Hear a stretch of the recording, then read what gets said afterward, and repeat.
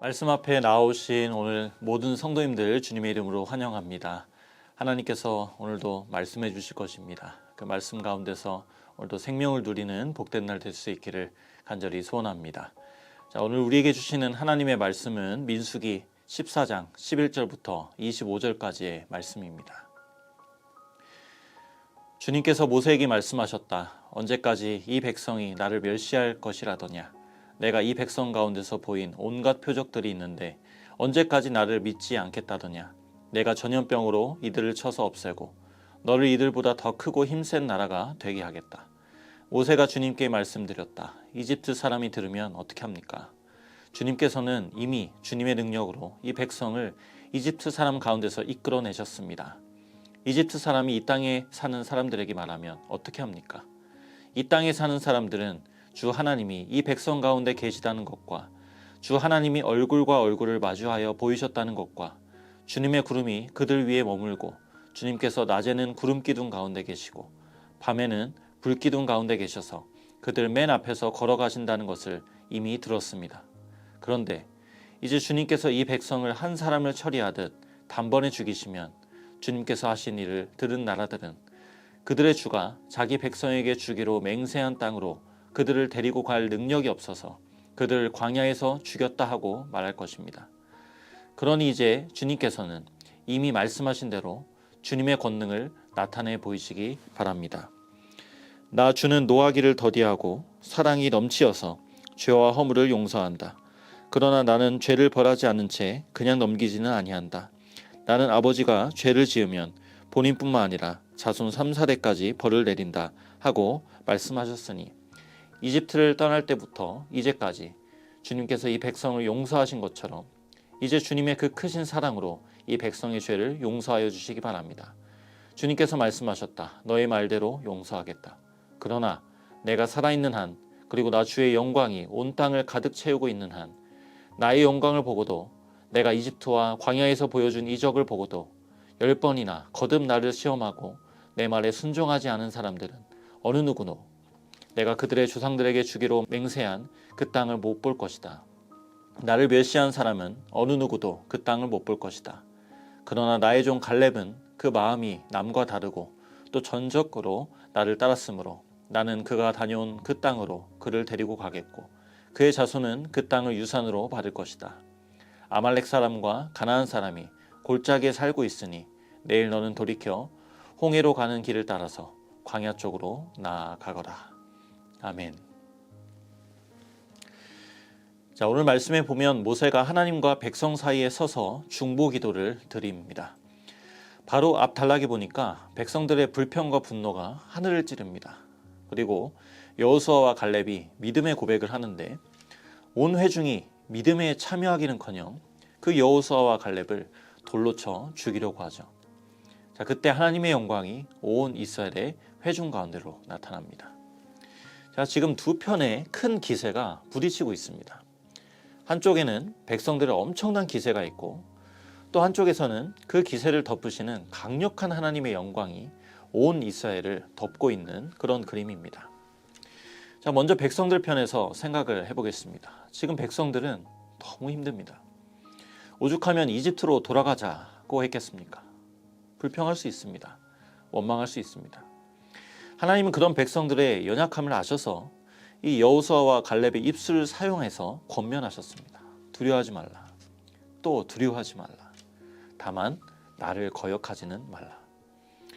하지만 백성들의 선택은 여호수아와 갈렙을 향해 돌을 든 거예요. 그리고 하나님 진노하시죠. 자, 여기서 중요한 것은 하나님은 무엇 때문에 진노하셨냐는 겁니다. 단순히 백성들이 사람을 치려고 해서가 아닙니다. 두려워하면 안 되는데 두려워해서만도 아닙니다. 하나님의 진노의 중심에는 하나님 자신에 대한 백성들의 거역이 있어요. 이스라엘의 온 회중들은 갈렙이라는 사람에게 돌을 든 것이 아닙니다. 갈렙과 여호수아를 통해 말씀하신 하나님께 대하여 돌을 든 거예요. 백성들은 억울할지 모르겠습니다. 저는 하나님께 잘못한 것이 없어요. 하지만 하나님은 자신을 멸시했다고 하십니다. 너희는 갈렙과 여호수아가 아니라 나 여호와를 버리기로 판단 내렸다고 하시는 거예요. 그래서 하나님도 백성들에 대한 판단을 내리십니다. 11절부터 12절입니다. 주님께서 모세에게 말씀하셨다. 언제까지 이 백성이 나를 멸시할 것이라더냐. 내가 이 백성 가운데서 보인 온갖 표적들이 있는데 언제까지 나를 믿지 않겠다더냐. 내가 전염병으로 이들을 쳐서 없애고 너를 이들보다 더 크고 힘센 나라가 되게 하겠다. 자, 여기 보십시오. 나를 거역한 백성, 나를 멸시했다, 나를 믿지 않은 백성들이라고 하시죠. 여러분, 하나님은 일찍 이스라엘을 내 소유가 되겠다고 하셨습니다. 우리가 하나님의 소유가 됐다는 것은 우리의 전 존재, 우리의 선택, 삶을 둘러싼 모든 환경까지 하나님께 상관되었다는 의미예요. 사소해 보이는 것 하나도 이제 하나님과 상관없는 것이 없고 나아가 모든 것이 하나님을 목적하는 인생과 존재가 되었다는 그런 의미입니다.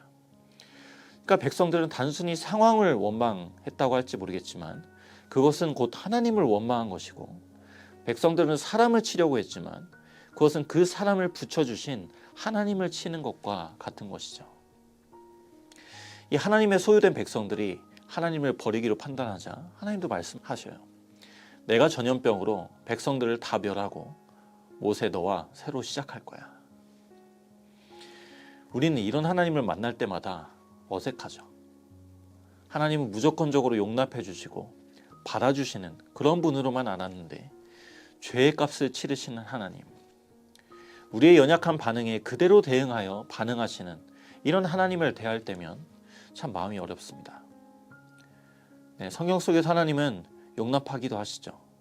또한 하나님은 정의를 행하시는 분이십니다. 특히나 하나님 자신을 거역하는 것, 이게 죄의 본질 아닙니까? 하나님은 죄를 묵과하실 수 없고 죄에 대하여서는 심판하시는 분이 성경의 하나님이세요. 중요한 건 본문은 여기서 끝나지 않습니다. 모세가 중보의 기도를 하나님께 올려드립니다. 여러분, 지금 모세의 중보 기도는 죽어 마땅한 사람의 죽음을 가로막는 겁니다. 죄로 죽어서 그렇게 죽기에 마땅한 자들을 구원하기 위한 역사가 His story, 역사 아닙니까? 그렇다고 한다면 과연 죽어 마땅한 백성들이 살기를 소원하고 끊어질 듯한 이 약속의 말씀이 힘차게 진전되고 성취되기를 원하는 이 마음, 이 모세의 마음이 과연 모세 안에서 스스로 생긴 것일까요? 여러분, 사람의 마음 하나도 하나님과 상관없는 것이 없습니다. 물론 하나님을 거역하고 죄악된 생각과 마음까지 하나님이 다 주신다는 것은 아닙니다. 그러나 중요한 것은 하나님께서 한번 상관하기로 그렇게 결단하시고 그렇게 시작하신 인생은 결국에는 하나님이 상관하신 그 궁극적인 목적을 향해 나아가게 된다는 것입니다. 여러분, 이것이 우리의 소망이죠. 이게 우리가 그 어떤 상황 속에서도 평안할 수 있는 그 제목 아닙니까? 하나님께서 겉으로는 내가 다 백성을 멸할 거야, 내가 완전히 새로 시작할 거야 라고 하시지만 결국 모세를 사용하셔서 기도하게 하시고 그 모세의 중보기도를 통해 비록 기성세대의 생명은 아니더라도 적어도 그들의 자녀와 후손들의 생명은 구하게 하셨어요. 그래서 뭡니까? 예수 그리스도가 오시기까지 약속의 역사를 힘차게 이어가시고 결국 주님께서 우리의 참 중보자로 오신 것이죠. 여러분, 하나님은 언제든지 우리가 죄를 지으면 정죄할 준비를 하고 계시는 그런 분이 아닙니다. 반대로 하나님은 그 어떤 죄도 무조건 용납하시는 분도 아닙니다. 그 어느 쪽도 성경의 하나님은 아닙니다. 하나님은 완전히 설명해 주지 않아요.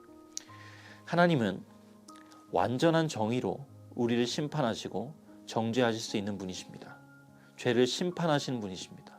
그러나 영원한 죽음과 형벌을 자신의 몸을 바쳐서 십자가에 내어줌으로 완전하게 가르먹으신 그 예수님, 결코 하나님께 닿을 수 없었던 우리를 하나님과 화목하게 하신 그 예수 그리스도를 믿음으로 나오는 자에게 무한한 사랑과 자비를 베푸시는 분, 이게 바로 성경의 하나님입니다. 그래서 제가 자주 언급하지만 하나님께서 우리에게 주신 구원은 은혜로 거저 주어졌지만 아무 값없이 이루어진 것은 아닙니다. 제가 한 사극을 보는데 기억에 남는 장면이 있었습니다. 장군이 다리에 이 화살을 맞아가지고 힘을 잃고 그 자리에 주저앉게 되는데요. 그 편으로서는 참 위기 아닙니까? 그 틈을 타서 왜적들이 장군을 확실하게 죽이겠다고 화살을 막 쏘아대는데 그 위기의 순간에 한 충성된 군사가 자신의 몸을 날려 장군 대신 화살을 맞습니다. 완전히 장군을 안아서 화살을 그 등 쪽으로 하나 둘 셋 계속 맞는 것이죠. 이 충성된 군사를 통해 장군이 보호되고 전쟁에서 승리를 거두게 되었습니다. 예수님은 우리를 대신해서 모든 정죄의 화살을 맞으시고 결국 십자가에 죽으셨습니다. 예수님이 죄가 있으셔서가 아니라 죄가 없으신 그분이 우리의 모든 죄를 끌어안으시고 죽으셨습니다. 또 주님은 부활하셔서 우리의 영원한 방패가 되어주시죠. 로마서 8장 1절의 말씀입니다. 그러므로 그리스도 예수 안에 있는 사람들은 정죄를 받지 않습니다. 아멘. 여러분, 이제 우리는 주님 안에서 정죄를 받지 않습니다. 주님은 죄가 없으시기에 그 주님이 우리를 꼭 껴안고 계시기에 우리는 죽지 않을 뿐 아니라 주님이 내 안에 사셔서 하나님께 상관된 생명의 삶을 누릴 그 힘을 얻었습니다. 여러분, 오늘 하루 살아가실 때 주님이 내 인생에 끼어드셨고 그 어떤 우연 같은 순간도 하나님의 목적을 향한 필연이 됨을 기억하실 수 있기를 바랍니다. 그래서 오늘도 내가 선 그 자리에서 하나님과 화목하고 또 이웃을 하나님과 화목하게 하는 그 귀한 사명을 오늘도 감당하실 수 있는 귀한 날 되실 수 있기를 간절히 소망합니다. 함께 기도하겠습니다. 하나님, 죽어 마땅한 그런 백성들을 끌어안고 하나님께 중보의 기도를 올려드렸던 그 모세의 모습 속에서 이 그림자의 실체로 오신 예수 그리스도를 보게 됩니다. 우리 대신 모든 정죄의 화살을 다 맞으시고 결국 십자가에 죽으셔서 우리의 이룰 수 없는 완전한 의로움이 되어주시고 지금도 주 안에 우리가 거할 때에 죽지 않을 뿐만 아니라 생명을 누리면서 영원한 하나님의 복락을 누리면서 오늘도 우리를 통해서 이루고자 하시는 그 귀한 축복의 통로로 우리를 쓰시겠다 말씀해 주시니 감사합니다. 이 구원의 감격, 이 생명의 감격을 가지고 오늘도 모든 성도님들 승리하실 수 있도록 주님께서 붙들어 주시고 모든 정죄함으로부터 자유케 하신 그 주님의 놀라우심을 삶 속에서 음미하며 하나님께 영광 돌릴 수 있는 우리 모든 성도님들 될 수 있기를 간절히 소원하며 이 모든 말씀 예수 그리스도의 이름으로 감사드리며 기도드립니다. 아멘.